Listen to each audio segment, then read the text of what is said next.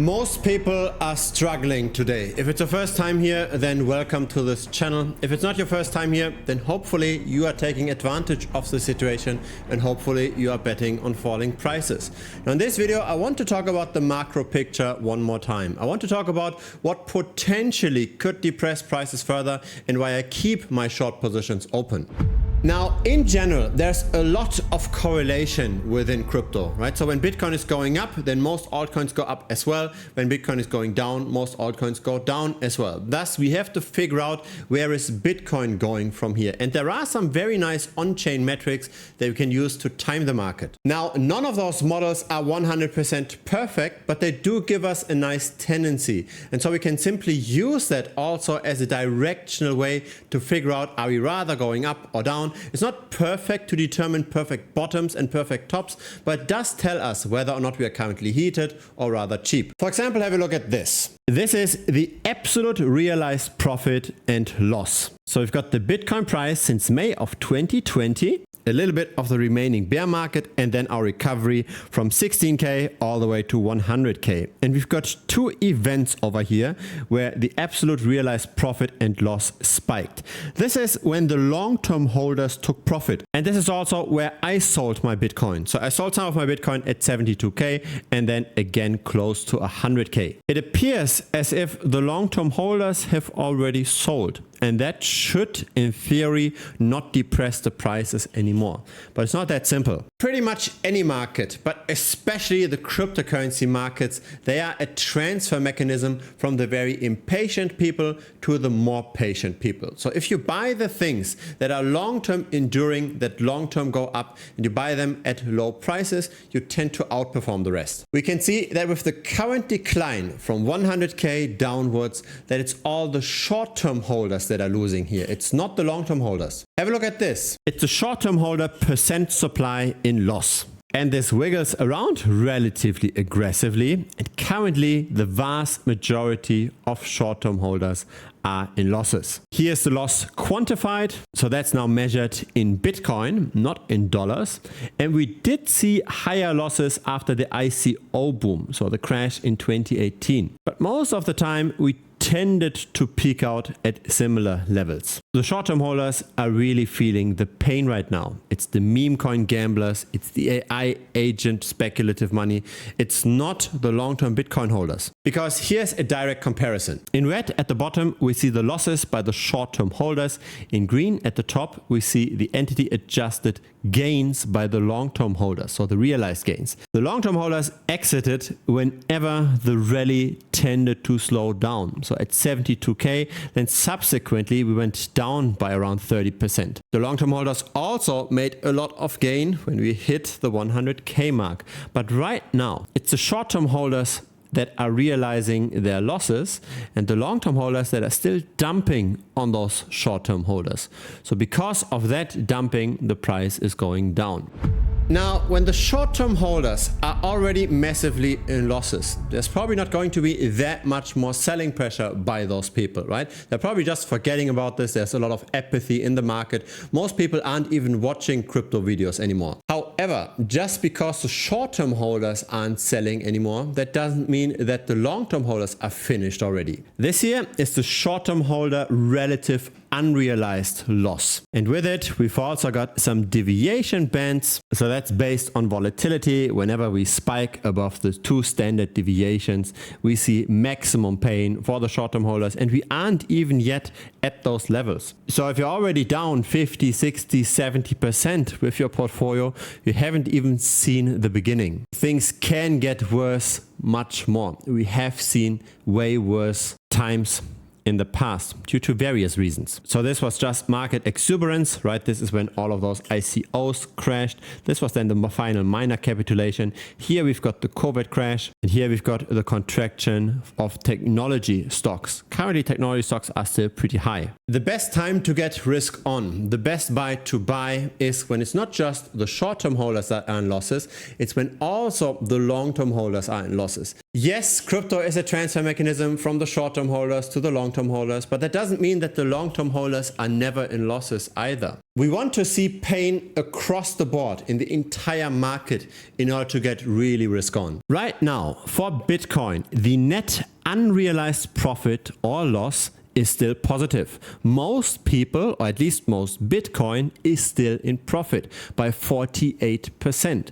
And the best time to buy is when there's actually net unrealized losses. So when this blue line here is in the green area, that is when we want to buy. We don't want to buy when we are in red or in orange, and we are still in orange. The long-term holders are still taking profit. Not as quickly anymore compared to when we were at 100K, but the overall trend is still down. It's actually very interesting. When I look at this kind of chart, it's really reflecting my trading pattern as well. I started buying Bitcoin when it hit $6,000, so we moved from 20K to 6,000. This is when I started with my crypto journey and I dollar cost average into the market. I did not take the peak at 12K. I just continued to dollar cost average in, but then the very first time I sold was at around 60K. And that was also when other long-term holders sold. I then bought back in at 30K and then even took a personal loan at 20K to buy more Bitcoin. And again, the long-term holders on average did the same. And then I sold at 72K as the long-term holders did. I bought back in at around 60K, which also happened on this graph. And then I sold the rest at around 100K, and now I'm shorting the market. And again, right now the long-term holders are still selling. This is still a downwards trend. Right now it's time to make money with falling prices, not with rising prices. Most people try to still pick bottoms in various altcoins, get burned over and over again. Why play that game, right? It's 100% player versus player. The market tends to rather contract. The long-term holders still take profit. They are still in net unrealized profit, so there is no maximum pain in the market.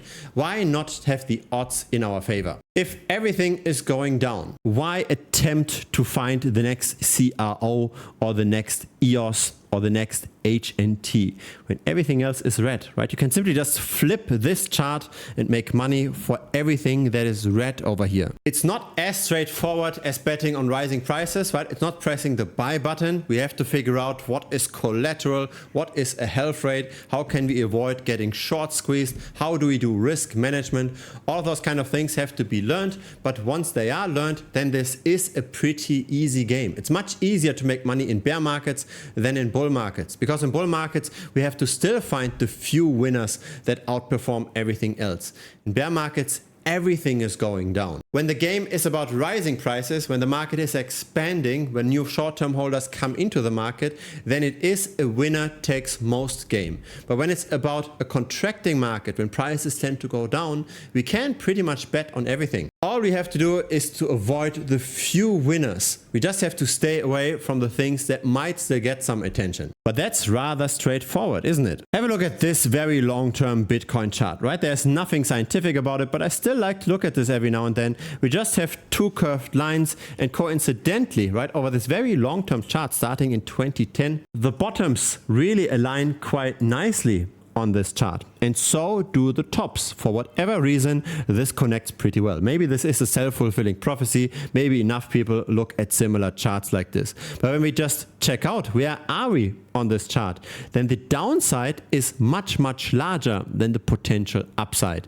In the past, whenever we hit these tops, we tended to rather trend downwards. Does it make sense to buy over here just to hope for a secondary rally like at the end of 2021, to then just get beaten up subsequently again? I'm not so sure if that's the right way to do it, right? Isn't it much better to just have very little exposure to Bitcoin when we are high on the trading range, and to have a lot of Bitcoin exposure when we are low on the trading range? Isn't that the straightforward way to do? We don't have to pick the exact tops and bottoms. We just always adjust our portfolio. We are selling as we get closer and closer to the top, and then we are buying as we get closer and closer to the bottom. When we are in the middle, we want to just have our average exposure. When we are closer to the top, we want to have less than average exposure. When we are closer to the bottom, we want to have more than average exposure. This is a pretty straightforward way to deal with things, right? We don't have to overcomplicate it. The truth is that it's unclear whether or not Bitcoin will still outperform other risk-on assets long term. Here again, we've got a long-term Bitcoin chart, but this is slightly different. This is the Bitcoin price relative to the Nasdaq 100, relative to technology stocks. And when we check out the top in March of 2021 relative to the recent tops, we actually did not see Bitcoin outperform technology stocks. In the early days, of course, when Bitcoin was smaller, relatively speaking, it did outperform tech. But this did not happen anymore in the last 4 years, roughly. In the last 4 years, all we saw was Bitcoin keeping pace with the Nasdaq 100.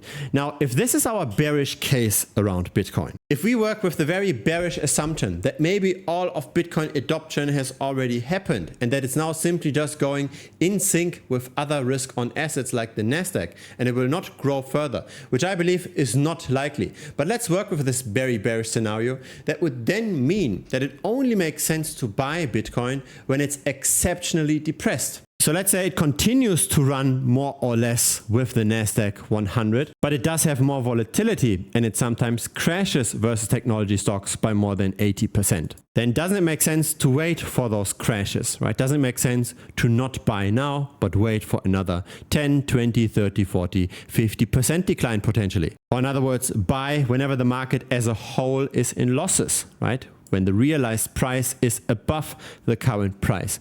It doesn't happen very often, but when it does, it's a good time to get in. Currently, that realized price is at 43,700.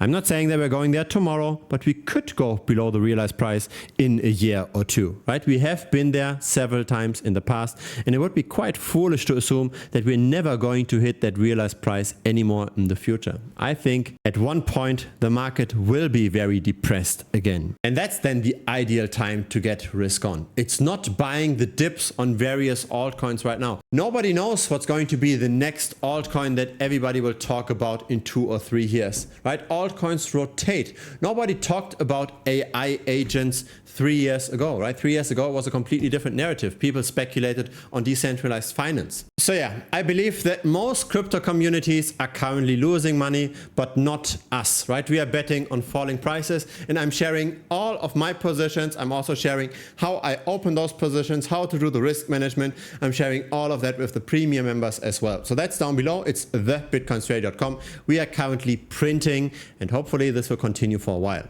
The macro picture definitely looks like this, and we will of course change our direction once we are cheap enough, which currently I think is not the case. If you're still hoping for prices to recover, if that's your strategy, just betting on hopium, then probably you should reconsider, right? It's better to have a strategy both for the bull market, but also for the bear market, that you're not really dependent on where prices are going, right? It's more about trying to be as objective as possible about the market and not having to hope for anything. Now, if it's your first time here, feel free to subscribe. I publish videos regularly. A like would be very much appreciated as well. It helps the channel grow.